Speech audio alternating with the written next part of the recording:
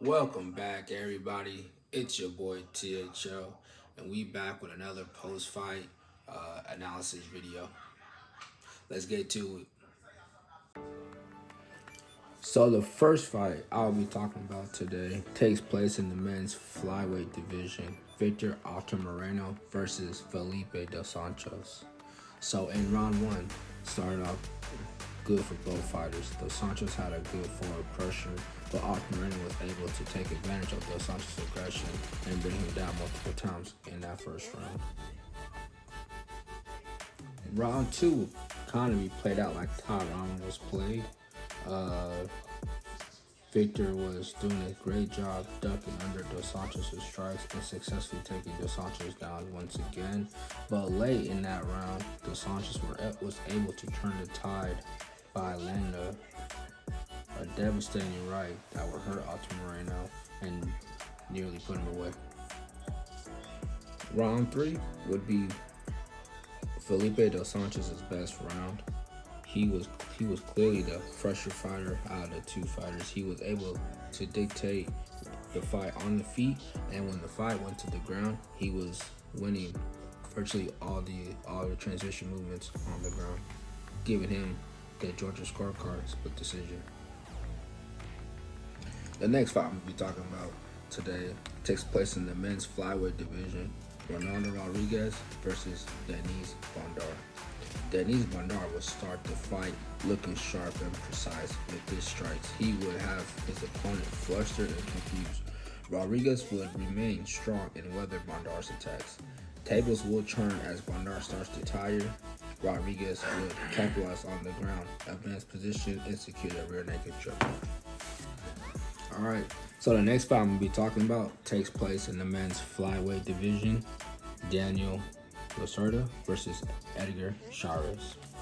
First off, Edgar Chairez will come into this fight missing weight by 5 pounds, but Chairez would not let this stop him.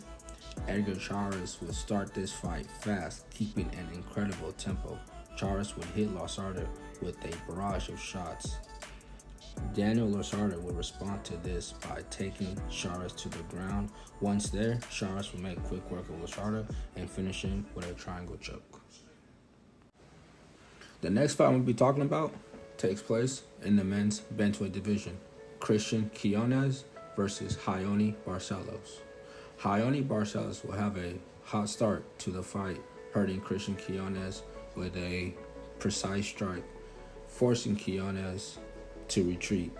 Christian Quinones would counter and he would hurt Barcelos on the feet, leading to both fighters to engage in a clinch match that would move over to the cage.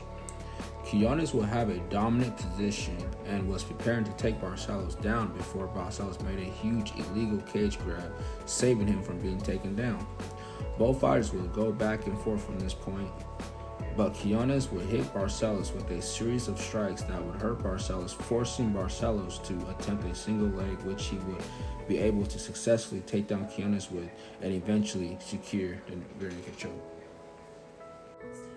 Okay. Next fight I'm going to be talking about takes place in the men's lightweight division. Manuel Torres versus Chris Duncan. What a fight we were treated to here. Both fighters have yet to taste defeat inside the UFC octagon. Torres entering tonight has a 13 finishes and 12 of them coming by way of first round. On to the fight. Chris Duncan would hurt Torres with a beautiful right.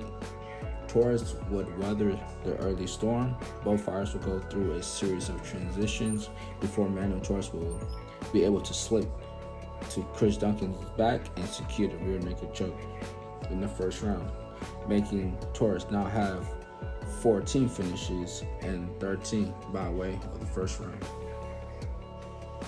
This performance will earn Manuel Torres a Performance of the Night bonus award. On to the next fight. The next fight I'm going to be talking about takes place in the women's strawweight division. Yasmin Uruguay versus Sam Hughes. Yasmin Uruguay would have control of the round from bell to bell. Uruguay would circle Hughes and constantly hit her with an array of strikes. In round two, Hughes would do a lot better in this round. Hughes would come close to completing a takedown several times, Yerger would always miraculously avoid being taken down. Yerger would still be able to maintain striking distance and pick her shots when Hughes will leave openings. Yerger would cruise to a unanimous decision win.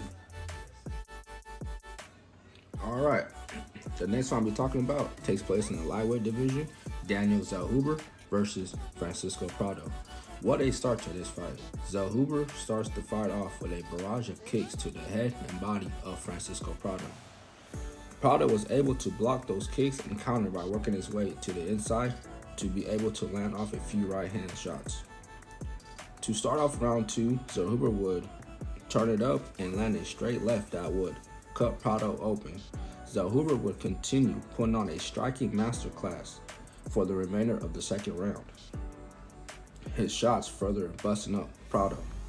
Zellhuber would continue more of the same tactics in the third round. He would catch Prado with a sneaky knee that would have ended the fight if it had landed flush. Zellhuber would win the fight on the judges' scorecards. Big shout out to Francisco Prado for being tough as nails and being able to make it all 3 rounds. This fight would be awarded fight of the night. Now to the co-main event of the evening. We'll be talking about the featherweight division, Yair Rodriguez versus Brian Ortega. Before this fight began, Ortega would roll his ankle while warming up inside the octagon. When the fight did start, Yair Rodriguez would hurt Brian Ortega early with punches. Ortega looked to be hurt badly by this. It almost looked like Yair Rodriguez could have gotten him out of the octagon early. Ortega somehow would survive this and make it to the end of the round. Round 2 would start off good for Rodriguez, but Yair would make a crucial mistake by taking the fight to the ground in an attempt to secure a submission. Brian Ortega would reverse this position, gain dominant position, and land a series of ground and pound that would bust up Yair Rodriguez under their eye. Round 3 would go perfectly for Brian. He was able to take the fight to the ground early and get off some ground and pound and work his way into a position to secure a arm triangle submission. Brian Ortega will secure the performance of the night. Bonus for this performance. Alright, so the final fight I'm going to be talking about takes place in the men's flyweight division. The main event, Brandon Moreno versus Brandon Royval 2. In round 1, both fighters did not do much. They would use this round to fill each other out. Both fighters would pick the pace up in the second. Both Moreno and Royval would exchange back and forth strikes. Late in round 2, Moreno would take Royval down and land several ground and pound and control Royval for the remainder of the round. Skipping to round 5, both fighters would predominantly stand in the middle of the octagon, each exchanging blows. Royval would start to turn it up in this round, possibly giving him the edge on the judges' scorecard. With this win, Royval is right back in title conversation. And with that, that'll be it for me today. Hope you guys enjoyed the content.